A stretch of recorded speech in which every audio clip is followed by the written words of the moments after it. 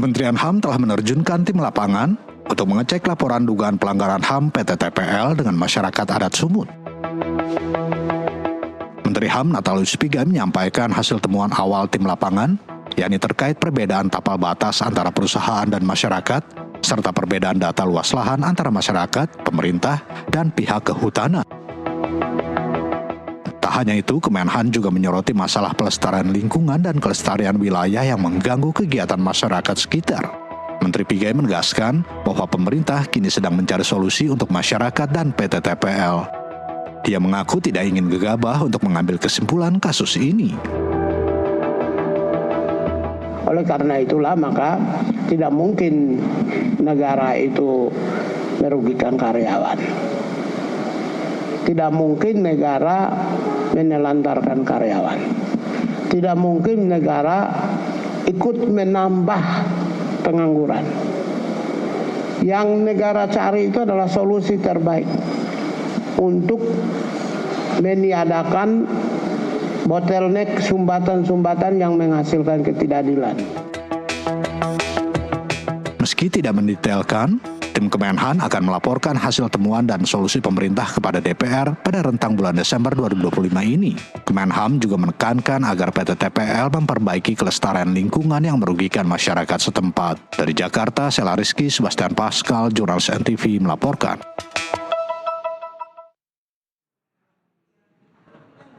Pemirsa, kita jelajahi isu pelanggaran hak asasi manusia yang melibatkan PT Toba Pulp Lestari atau PT TPL agar memahami realitanya bersama Direktur Jenderal Pelayanan dan Kepatuhan di Kementerian Hak Asasi Manusia Munaf Rizal Manan yang juga menjadi Ketua Tim Investigasi Konflik Warga dengan PT TPL yang sudah terhubung melalui sambungan Zoom. Pak Rizal, selamat sore. Terima kasih telah bergabung bersama kami di NTV Prime. Selamat sore, Mas Irsal. Kita juga sudah menghubungi perwakilan PT Toba Pulp Lestari, namun yang bersangkutan belum bisa hadir di dialog sore ini. Pak Rizal, kalau saya mencatat dari data Bakumsu Bantuan Hukum dan Advokasi Rakyat Sumatera Utara, sedikitnya ada 7 kali bentrokan yang terjadi antara masyarakat adat dan juga PT Toba Pulp Lestari sejak 2024 hingga kini. Kita mau tahu dulu duduk permasalahan dari konflik ini sebenarnya seperti apa, Pak Rizal? Ya, jadi ini kalau disebut konflik ya, konflik yang sudah berlangsung lama sekali. Ya sudah puluhan tahun lah katakanlah begitu. Dan sampai sekarang memang belum ada penyelesaian yang bisa diterima oleh semua pihak, ya, yang terbaik buat semua, yang bisa mencapai titik temu terbaik bersama. Nah, jadi kalau duduk soalnya itu, ini terkait dengan sejak adanya konsesi lahan yang diberikan kepada perusahaan. Dari sejak zaman dahulu masih perusahaan Indorayon ya, kemudian sekarang ke PT TPL. Jadi dengan adanya pemberian konsesi area terhadap perusahaan tersebut, ini menimbulkan permasalahan dengan masyarakat. Ya. Ada yang berkaitan dengan soal status lahan, ya. Kemudian juga ada yang berkaitan dengan isu lingkungan, ya. Tetapi dalam perkembangan kemudian karena apa yang disebut konflik ini terus mengalami dinamika, mengalami kristalisasi, maka konflik itu kemudian menjadi semakin berkembang.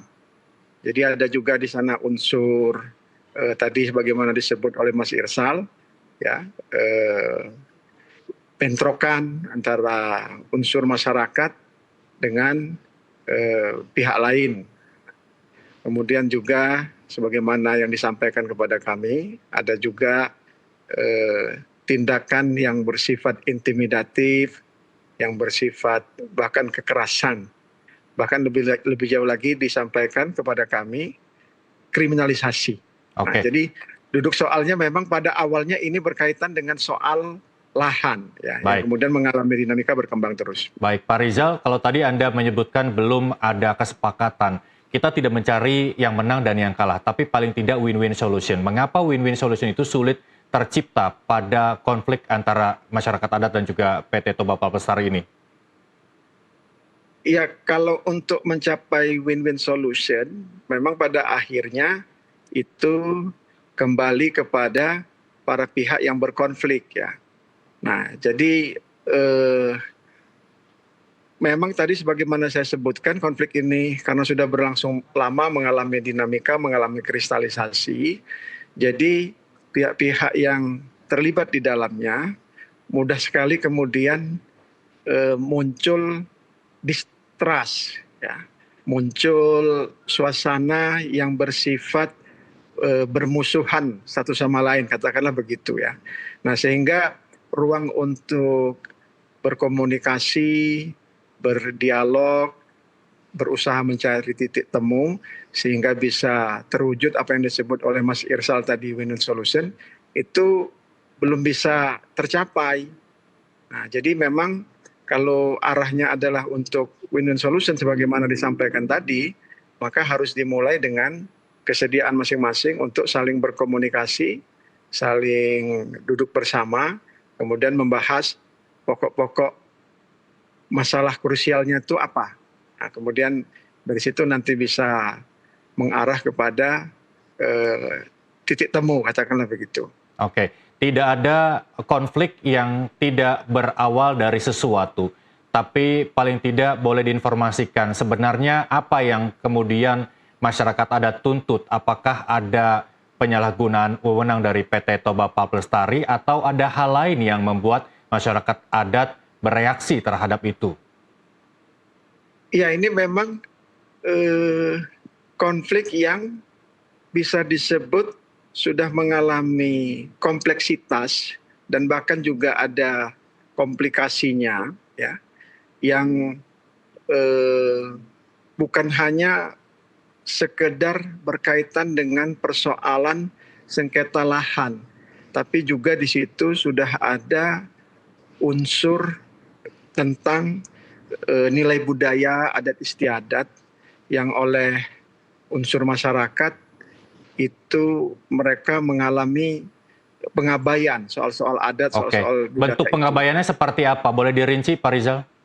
Ya, jadi di masyarakat setempat yang di area PT TPL itu, masyarakat juga sudah lama mereka melakukan misalnya ritual adat, ya. Yang ritual adat itu juga berkaitan dengan hutan, berkaitan dengan lahan, bahkan air. Nah, itu mereka terdampak, ya. Nah, jadi sudah masuk juga ke ranah itu. Nah, oleh karena itu maka memang ini perlu ketenangan dan kejernihan bersama untuk bisa mengurai kompleksitas dan komplikasi konflik itu. Baik, ya. Memang sejauh ini tidak ada yang mampu untuk melakukan mediasi, bahkan pada saat tenang sekalipun. Informasi yang disampaikan kepada kami ketika kami berkomunikasi, berkoordinasi dengan pemerintahan daerah di sana, sebetulnya sudah pernah ada upaya yang dilakukan untuk mencoba mempertemukan pihak-pihak tersebut, ya, dalam bentuk mediasi, dalam bentuk dialog dan seterusnya. Tetapi memang sampai saat ini belum tercapai titik temu yang bisa menjadi penyelesaian final, ya, antara para pihak tersebut. Oke, karena sampai saat ini belum ada keputusan final, bukan hanya sekedar bentrok perebutan lahan antara masyarakat adat dan juga PT Toba Palpestari, tapi juga ada dampak dari bentrokan tersebut, yaitu pelanggaran hak asasi manusia. Nah, mengapa banyak pihak menyebut bahwa dalam konflik ini ada hak-hak manusia yang dilanggar dalam hal ini? Apa itu pelanggaran HAM yang ditimbulkan dari konflik ini? Ya, kami kan sudah membentuk tim dan sudah bekerja, ya, mengumpulkan informasi, data, fakta, dan termasuk juga sudah berkoordinasi, sudah juga ke lapangan, meninjau lokasi, kemudian sudah juga bertemu dengan unsur masyarakat untuk mendengar langsung, ya. Nah, jadi yang tadi Mas tanyakan soal konteks hak asasi manusianya, kami sudah mendapat cukup banyak informasi yang berkaitan dengan itu dan sudah teridentifikasi lingkup hak asasi manusia yang berpotensi ya disebut sebagai pelanggaran. Ya. Oke, apa saja itu Pak Rizal, boleh dirinci? Iya, ya. Misalnya terkait dengan hak rasa aman, ya. Kemudian hak untuk kebebasan berekspresi, kemudian juga berkaitan dengan hak masyarakat adat, ya, hak atas lingkungan yang baik, yang sehat, kemudian juga hak untuk tidak mendapatkan kekerasan dan seterusnya. Oke, hak tidak mendapatkan kekerasan, terus kemudian hak juga mendapat keamanan. Siapa pihak-pihak yang mencoba tidak memberikan rasa aman kepada masyarakat dan pihak-pihak mana saja yang juga memberikan dugaan intimidasi hingga kekerasan? Iya, jadi kaitannya dengan tadi dugaan pelanggaran HAM itu adalah yang sudah kami identifikasi. Tetapi karena kami ini masih dalam proses bekerja, ya, belum sampai pada kesimpulan final. Baik, tapi kan ini konfliknya hanya dua, Pak Rizal, antara masyarakat dan juga PT. Kalau masyarakat merasa ada pelanggaran HAM, berarti secara logika PT lah yang melakukan pelanggaran hak asasi manusia yang dilaporkan oleh masyarakat itu. Benar begitu, Pak Rizal? Itu termasuk juga yang disampaikan kepada kami ketika kami melakukan pertemuan dengan masyarakat. Ya, mereka mengalami intimidasi, kemudian juga mengalami perlakuan yang bersifat kekerasan, termasuk juga pembatasan aksesibilitas mereka dari tempat mereka tinggal ke lokasi lain yang harus melewati area konsesi itu ya karena ada portal. Nah, tetapi di lain pihak juga terkait dengan pertanyaan tadi ada juga aspek aparat keamanan yang disampaikan juga kepada kami ya. Jadi misalnya mereka menyampaikan laporan tapi tidak atau belum ditindaklanjuti gitu kan.